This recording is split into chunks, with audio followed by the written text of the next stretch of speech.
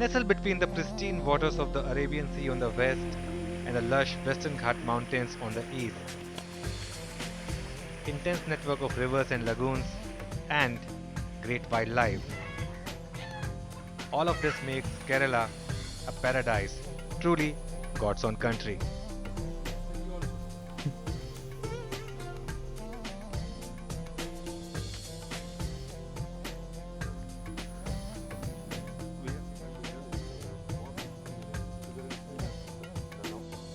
Hello and welcome to another special edition of Unplugged. I'm in God's own country, in Kochi, and my guest today is someone you have seen on TV many times, but I tell you something, not in the avatar that you're seeing right now. Porinju Veliyath.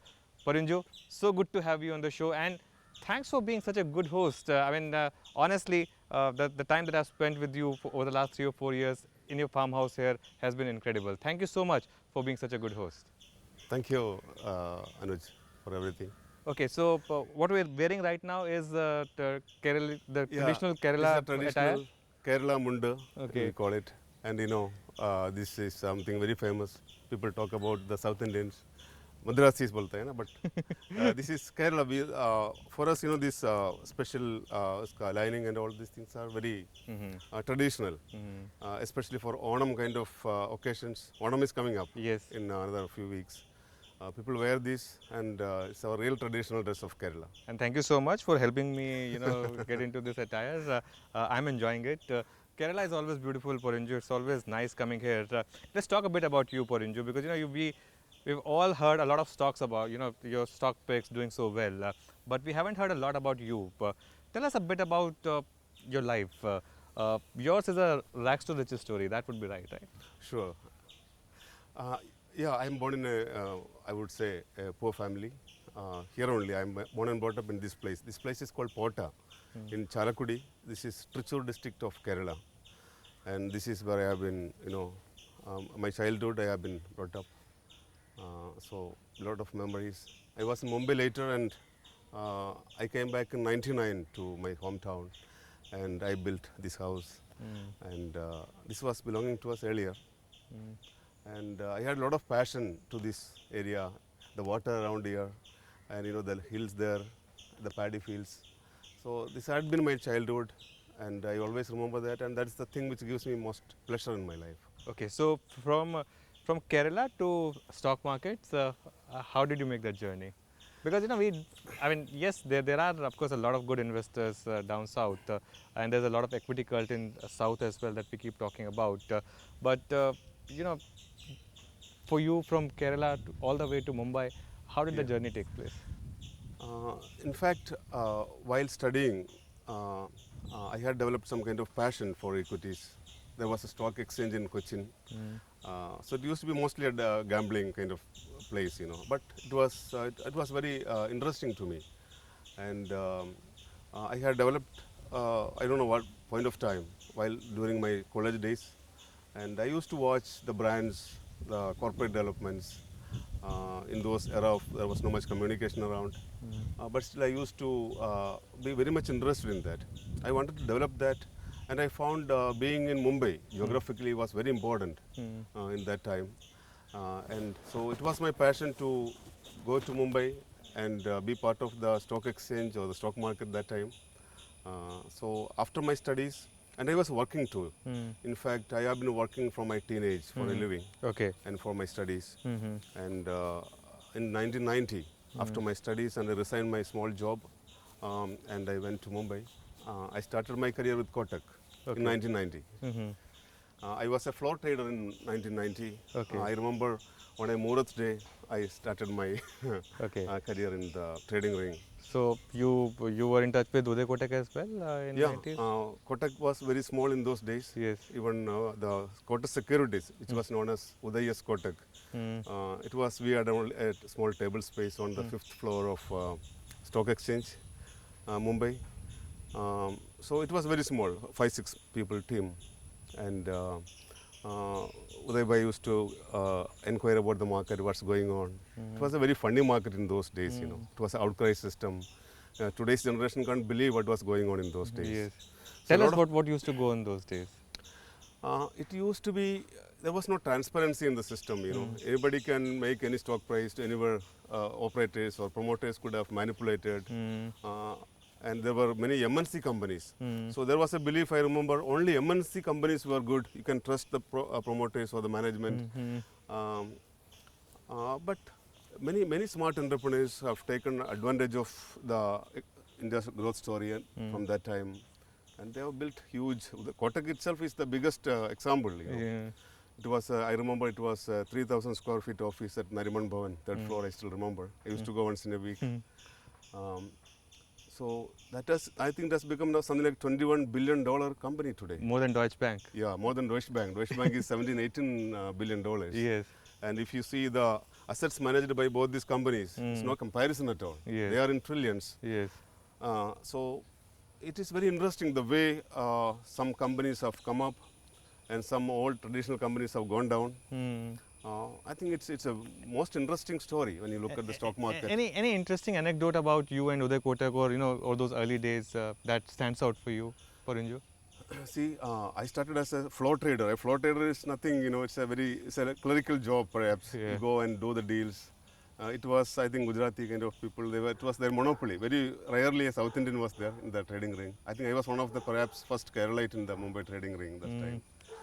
But I enjoyed it. First of all, it is a very good physical exercise, when, when you trade. You have to go, move around. It's a big crowd. There are hundreds of jobbers. You have to identify those people. Your brain has to work. I think I remember the most fascinating thing to me in those days. I remember there were some jobbers, like Arvindam Shah, kind of some people I remember. They used to give you two-way quote for 300, 400 stocks. Wow. The way I used to wonder. I think today nobody can. In today's generation, is very few people can do something like that. And they remembered all that quote of 300, 400 They remember stocks? all the trades, their positions, maybe 300, 400 companies. That was amazing. I still cannot understand how can somebody do that. Okay. That was the market.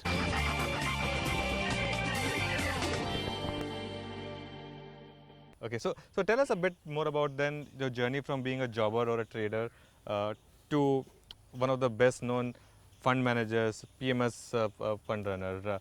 Explain that story to us. See, I had that determination to learn it. So more than trading on making some money on those things, or making some money using the imperfection of the market. That was one of the best opportunities in those days, a person like me. But my focus was on learning it, how this happens, how these equities, equity as an asset class, how these companies are progressing, the compounding of wealth creation using the equities. So these things used to amaze me, and I was so keen on learning it. Of course, this is still a learning process. Nobody is an expert in equities, Anuj, I would tell you. It's a continuous learning process. You have to be humble, looking at the market, the equities, the structure of the markets, it's gone changing, and the opportunities gone changing, the economy cycles. So it is too dynamic a subject, and it is so challenging. And at the same time, I would say, from a value investing point of view, it is too simple also. I always say, you do your arithmetic well, but keep it simple.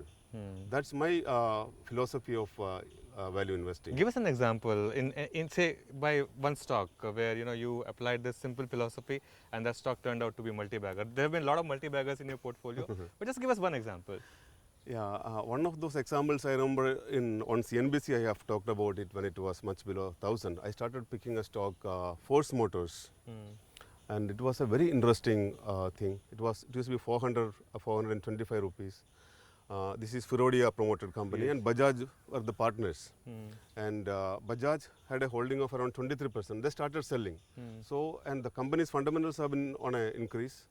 So there was some confusion, and some people were doubting the integrity of the promoters, because they bought an aircraft for 160-70 crores with the shareholders' wealth, and they gave charity of 25 crores, which is much more than the dividends they paid. This is 3 years ago I am talking about.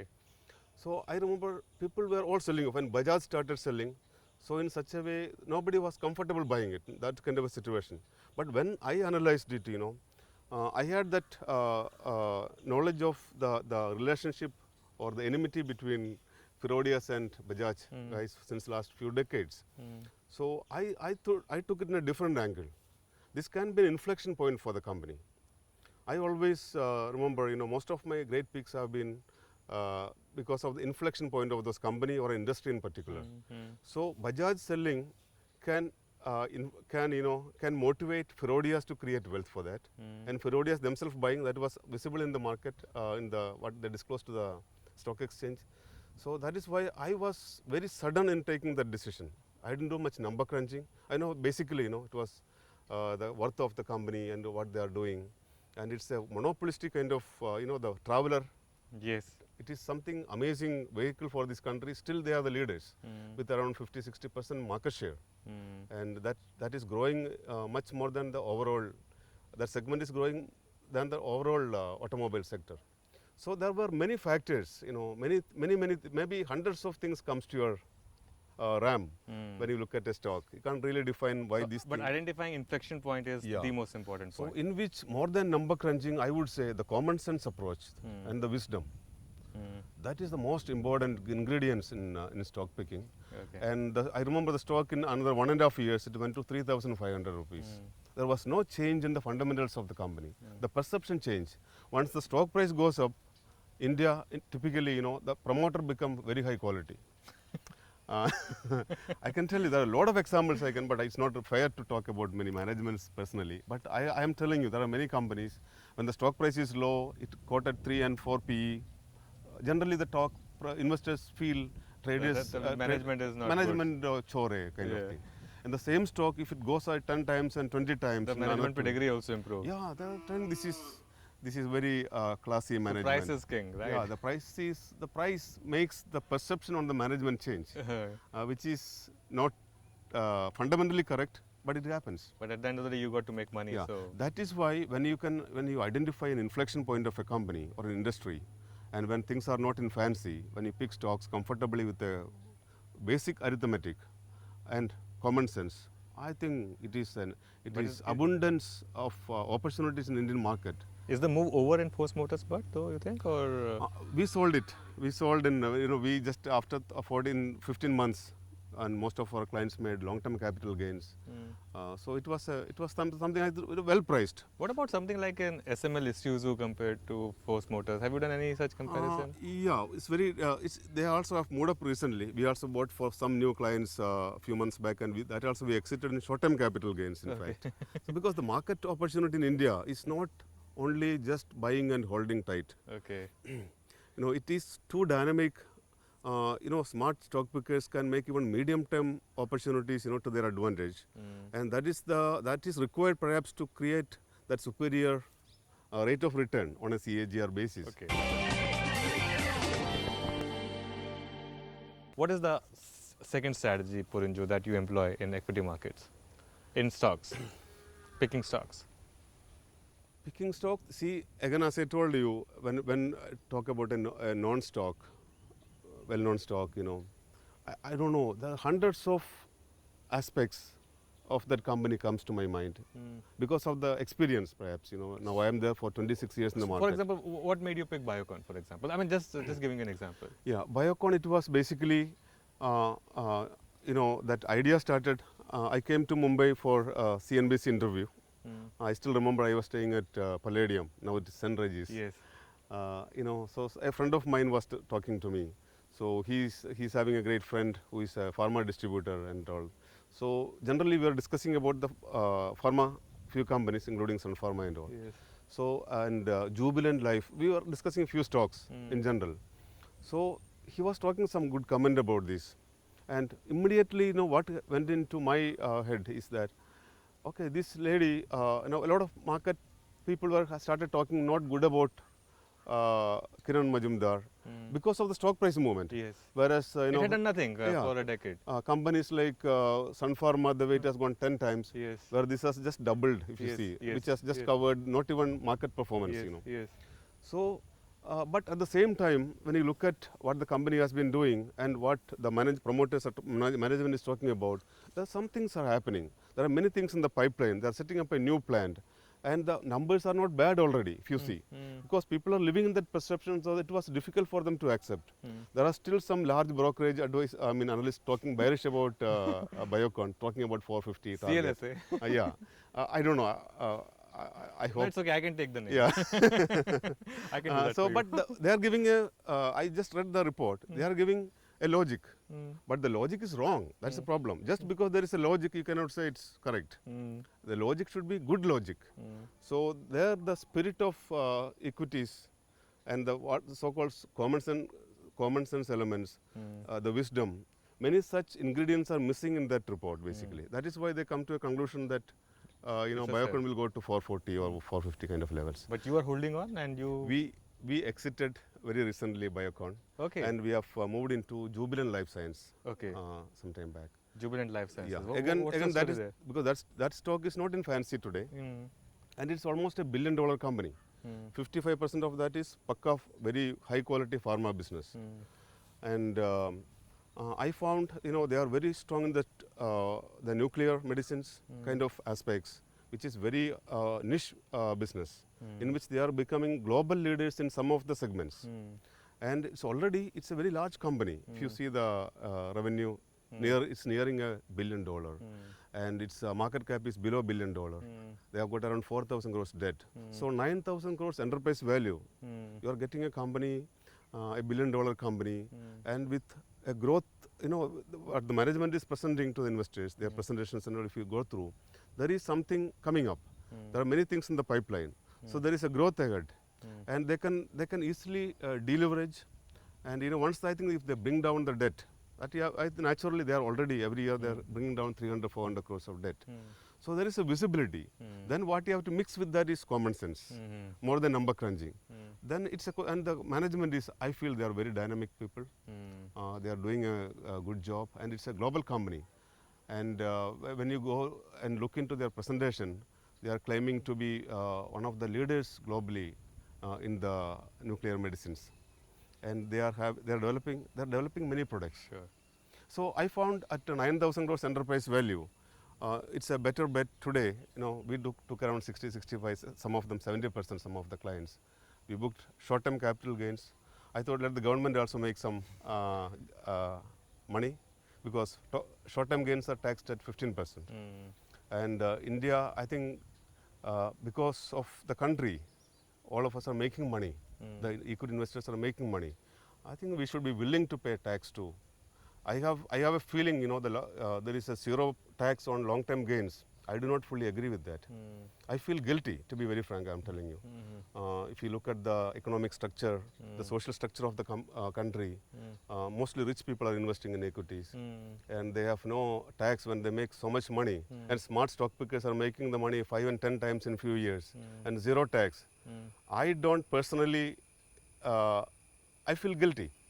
So you think in next budget, if a long-term capital gains tax is introduced, you will actually welcome that? I welcome that, but market may not like it. Market is always sentimental, but it may last for 1 or 2 weeks. I feel it's reasonable to have some small tax, at least 10% tax on the long-term gains and 20% tax on the short-term gains, and other business can be taxed at par. So that kind of a tax structure will be much better. In fact, many people did not take advantage of the long-term gains tax advantage, because the income tax people made a mess of that. I think a lot of investors across the country, their gains, capital gains claimed, was converted at the discretion of the income tax officer into business income, and thousands of cases are pending at different levels of the legal process, which was I think which has to be avoided. There should be some tax for short-term gains, long-term gains. Dividend tax, I think there is, some people say double taxation, or it looks like a triple taxation for large investors. So that has to be simplified. I think government will definitely look into that. Okay, Porinju, you got a beautiful place here. Of course, we just started. Let's do one thing. This is not all actually. There's a nice paddy field there, Porinju. Yeah, that's something I love, paddy fields. Okay, let's go to that paddy field and a lot of talk about. nostalgia to the paddy fields, Let's go there. Let's walk there, Porinju. I would say starting with Uday Kotak, we discussed about him. He has inspired me more than influencing, and his leadership skills and his dynamism, something amazing. I have started my career with zero capital. Yes. And to be very frank, Anuj, I have gone 3 times bankrupt in my career.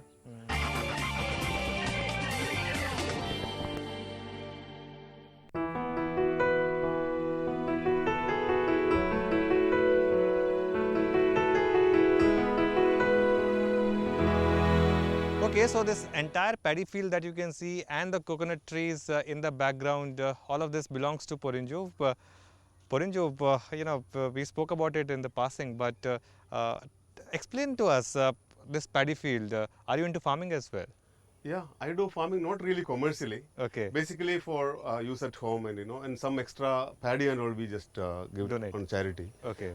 Some deserving people. You don't sell it. No, we don't sell it. Yes. Yeah. Okay, Porinju, let's get back to the subject that we were discussing.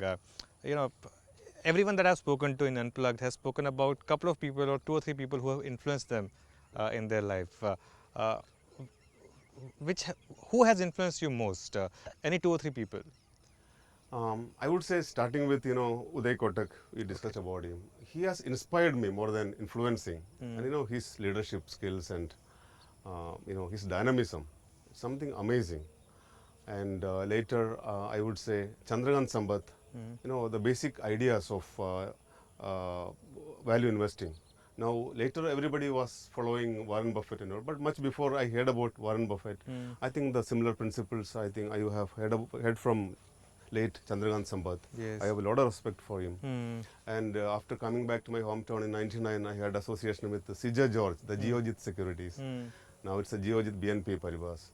I think his ethics, the discipline, and his the vision. I have been highly influenced by those qualities of Mr. CJ George, and he has been also very inspiring.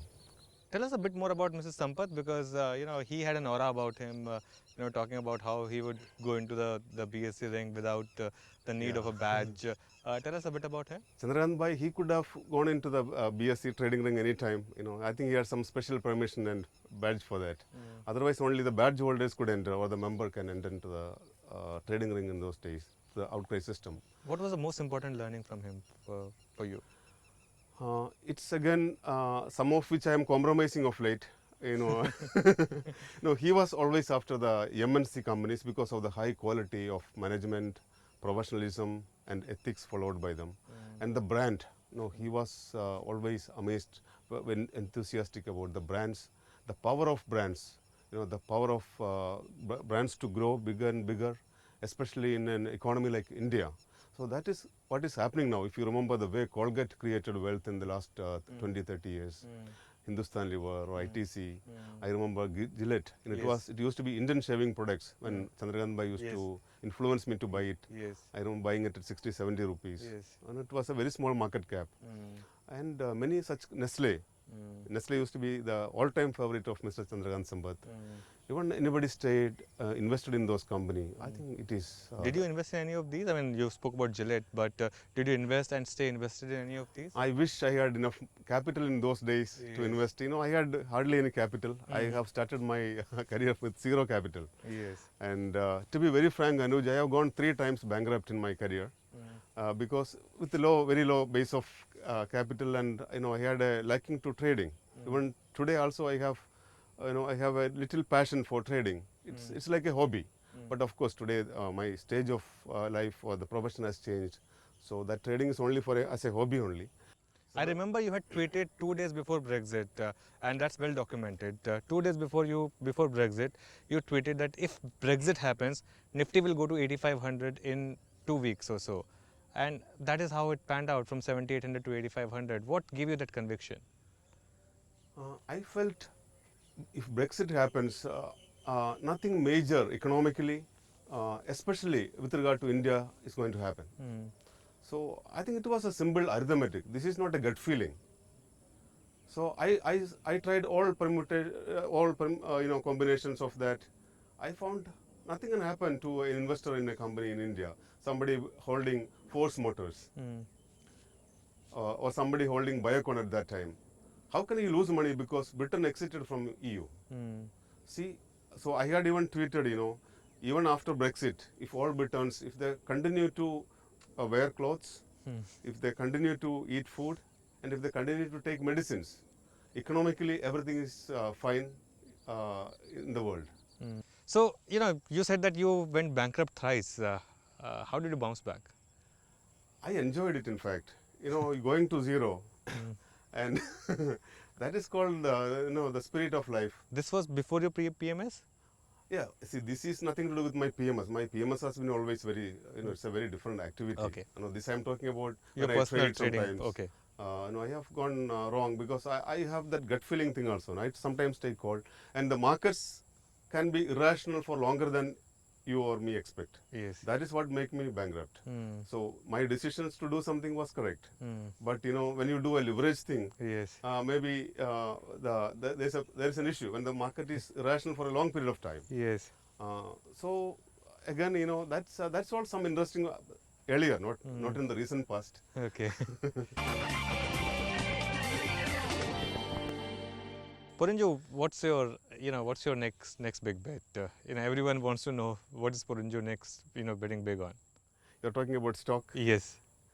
See, recently, if you remember, last month I was on CNBC, and I was talking about the Tata Group consumer companies, Yes. and they already started doing well. If you see Tata Coffee, Global and Tata Coffee. Global, and even Tata Chemical is becoming an FMCG company. They will be disinvesting the fertilizer. That theme is working. I feel looking at the fundamentals, just even number crunching, or if you do the arithmetic, there seems to be a lot of space for that. Okay. See, all of a sudden I'm holding Tata Global, Tata Coffee, so not Tata Chemicals. But you So want this to is add my to disclaimer. Okay. I feel that this is a stock. There is no hurry for investors to get into that. They have moved a bit in the recent past. Yes. But everybody has written it off, being frustrated with these stocks, if you remember. Yes. I Tata think- Chemicals was an index stock at a Yeah, point. yeah. Even Tata Global Beverages was at one point an index stock. The logic I was giving for that argument was that there is a change in the attitude of the Tata management.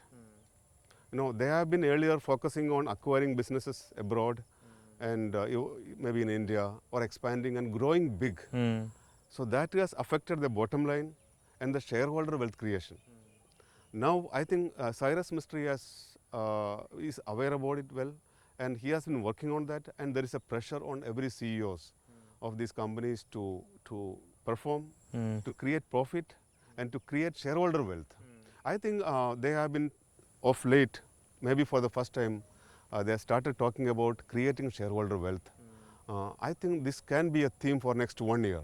Okay. Which are your favorite countries where you go to more often than not? I try to go to a new place every time. Okay. Now I was just looking, I have traveled some 33, 34 countries, but some of them was very brief kind of thing. But I loved most is the latest one I went. It was a solo trip, to be frank. Okay. I went to Scotland. I spent some 11 days. Some 2 months back I went to, with my family and my kid, we went to UK. England. We had been to London and moved around. But Scotland is something I really loved. I think that real Scottish feel. They are keeping that traditions, unlike London kind of places, and it's the beauty of the country. Everywhere they call it glen, the valleys, and the cows, the sheep. And another thing I noticed in Scotland, everywhere you can see, dozens of the windmills, huge. There may be thousands of them I could see while driving around. An amazing country. I never knew it was so beautiful. So Inverness was that location I enjoyed most. Do you believe in averaging? Oh no, I don't do much averaging. But if my conviction in stocks you are talking about. Yes, in stock. Yeah, of course. If my conviction is high, now for example, now Jubilant Life, Yes. we started buying at 340, 50. It came down to 300. At 300, we were aggressively buying it a few weeks ago. It has come back to some 370, 80 now. I think this is our latest addition to the portfolio management. Any other anecdote in terms of any stock where you kept averaging because your conviction was strong, but the stock kept falling, and at some point it reversed and gave you handsome returns? Yeah, this is Shreyas Shipping and Logistics. This Okay. also once long back we have discussed in our Sure. CNBC show. Yes. And this stock was, I started buying at 35 rupees in 2012. Okay. 12, 13 I was accumulating. I loved the company because, but when I bought and the stock was falling slowly, it came down to 17 rupees by March 2014, I remember, for the year ending. And from 35 to 17. So, and when you hear shares, shipping and logistics, people were not impressed. So many clients were asking, Porinju, why do you buy this kind of a shipping company and all? Stock has fallen 30, 40%, 50%. So, but my conviction was so good. I went on buying aggressively at 17, 18, 20, 22, up to 30 rupees. Because it was a 65% market share in India's coastal shipping, containerized coastal shipping. And that is an industry with a huge potential. It's in the infancy. Our governments, the regimes earlier have never looked at that seriously because the landscape of India, the coastal length of India is amazing, even inland navigation. So this is a company well placed for taking advantage of all those upcoming opportunities in an upcoming futuristic industry. So that was available at peanuts, much below the price of some of the ships. So from that it went to 850 rupees Wow. in 1 year time. Yes. From 35 it came To 17. In 2 years it went down to 17. From 17 to 850 in one and a half years time. Did you sell most of it? We are completely out of that. Okay. Yeah, because we believe in booking profits. Porinju, that's an interesting thing you're telling me because there's so many stocks, Biocon, shares you just spoke about, Force Motors. So many of these stocks you have bought and you have exited. So you don't believe in the absolute long-term investments. I mean that you should stay invested and keep buying more of these businesses. You believe that exit is also important. I think the kind of volatility Indian kind of an economy and the markets going through, taking advantage of the medium-term opportunities can make you a better performer. At the same time, buying and holding tight, it has got its own advantage. I can't say it's bad. Yes. See, there are some companies are meant for that. And some people, they bought a stock like Page Industry. Somebody bought it at very low price, 200, 300 rupees. It went to 10,000, 15,000, 16, 17,000. It may come down a bit. One may not really sell it. They may not feel like selling it. That is one strategy. Yes. But being a portfolio manager, I always want the best possible CAGR for my investors. Yes. So I may not have that kind of love to the stock. So I don't marry the stock, as what people say. Do you still see in Indian market enough opportunity to keep giving, not maybe 33%, but over 20%, 25% CAGR? Anuj, I strongly feel if rupee remains stable and if you can make 15 to 20% CAGR for next 5 years or 10 years, it is amazing. I mean, rupee being stable, and I expect it to be so. Okay. And I won't be surprised stock pickers making 30 and 40% CAGR for next many years. Next many years. Yeah. It's going to be that but kind an of average market. investor through mutual fund, through a smart mutual fund or a portfolio management, should be happy with 15 to 20% CAGR. But I always aspire to have much more. And every year may not be the same. There could be years, we were around 35% down in 2008-9. Yeah. Next year it was 170% up, 9-10. So those things happens. It's not only to me, everybody it happens. But I believe India is still, it's a paradise for stock picking. We are nowhere near the top, and we have a long way to go. Because, as I told earlier, we are at an inflection point for the equity markets and an inflection point for Indian economy. And this is not just an inflection point; it's a historic inflection point. See, there are fundamental factors for that. There are technical factors. The fundamental factors. Yeah. The way the political management of the economy is changing dramatically with long-term vision and huge. Every department, railways or shipping, the infrastructure, road, they are talking big numbers, unheard about numbers, 1 lakh crores, 5 lakh crores kind of thing. And it is not just bogus. They all are Working on it. logically and reasonably talking, because India is huge. We should not underestimate India. We have huge potential. So it happens only when we think big. Yeah. So the current regime, I feel their style of thinking big and dreaming big. Some of them may be not achievable, but let us dream. Okay. Then only things start working. So looking at that, fundamentally, we are at a historic inflection point on a fundamental basis, as I told. And technically, see, look at the global liquidity. More importantly, look at the potential of domestic investors keeping money in the market. Today, I am telling you, Indians are not investing in Indian equities. Hardly anybody. What you see, of course, we have a $1.6, $1.7 trillion market cap today, whereas our economy is around $2 trillion. But our economy is going to grow at a much faster pace. We need it. We have to grow. We have no choice. It is imperative. Yes. Then only we can take care of the people, 1.25 billion people. There's a huge gap between our resources, what we produce, and what is the demand. So I think with the long-term vision, long-term policies, India can easily achieve those kind of targets. And so the money can come into the equity market. A lot more people now see real estate, gold, or fixed deposits. These are the other opportunities. I see a lot of NRIs, they are withdrawing from FD.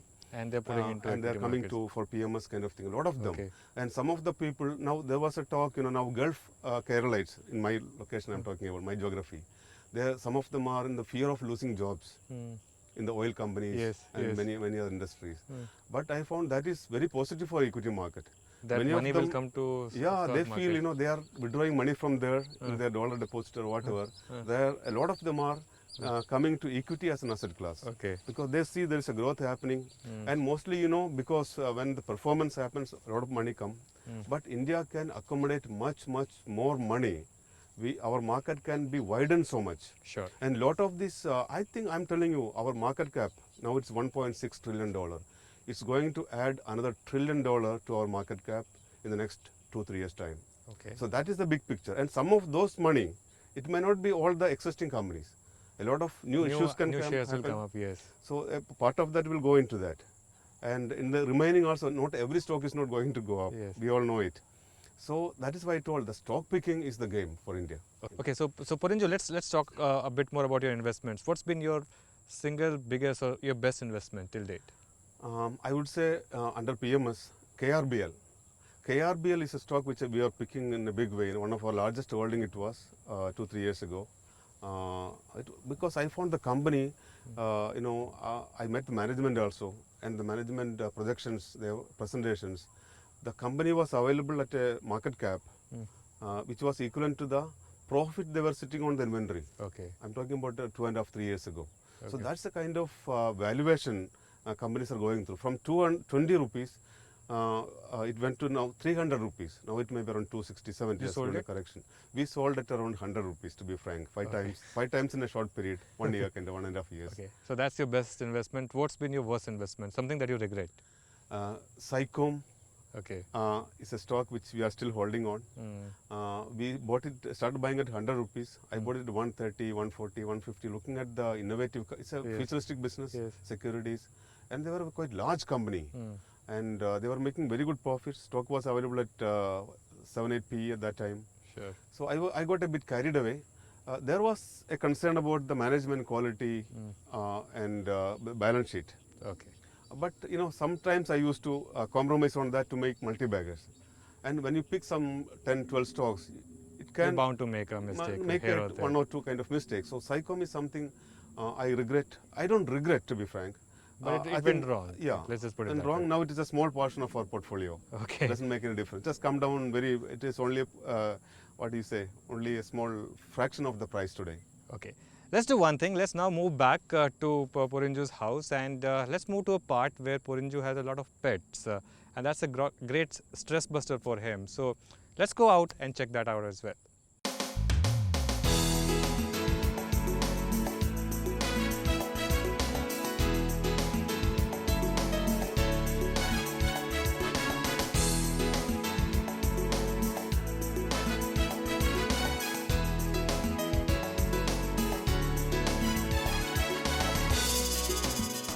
was really lovely here. I mean, you were a great host. Your wife was a great host, and you know, of course, it was fun meeting your kid and all your pets.